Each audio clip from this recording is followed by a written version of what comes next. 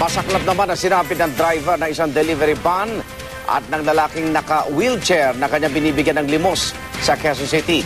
Kapwa sila nasawi ng magulungan ng delivery van ngayong gabi. Saksi si Ivan Mayrina. Natulalang maraming nakasaksi sa tagpong ito mag-aalas sa isang gabi kanina. 2 taong nagulungan ang isang nakaparadang delivery van sa isang fast food restaurant sa kanto ng Scout Borromeo at Quezon Avenue sa Quezon City. Dead on arrival sa East Avenue Medical Center, mismong driver ng truck na si Philip Amoncio at isang lalaking naka-wheelchair na humihingi ng karton sa delivery van. Kinilala siyang si Felipe Correc. Kwento ng pahinante, nakakalso pa raw nung unang delivery van.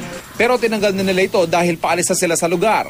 Ngunit dahil may kailangan pa palang ibaba na produkto, inihabol ito ng pahinante. Di raw niya namalayang bumaba rin pala si Amoncio para bigyan ng karton ng lalaking naka-wheelchair na una nang lumapit sa kanya para humingi ng barya. Habang kumukuha ang driver ng karton sa gilid ng van, saka gumalaw ang sasakyan. Sinika pa raw ni Amoncio na ibalik ang kalso pero inabot pa rin sila ng nililimusan na nooy nasa likod ng van. Pareho silang namatay. Umaatras.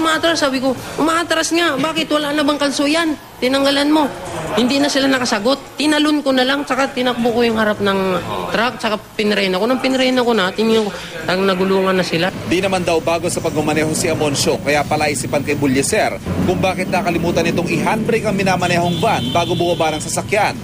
Si Correc naman madalas daw tumambay sa tapat ng fast food dahil nabibigyan siya ng pagkain ng mga dumaraan. Wala na rin naman may sisisi kasi kung kasalanan ng driver, sisi mo pa ba, patay na rin siya. Wala na rin tayong magagawa.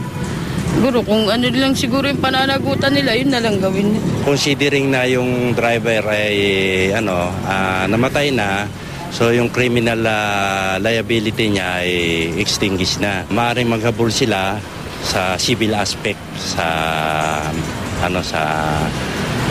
registered owner. Ako si Ivan Mayrina, ang inyong saksi.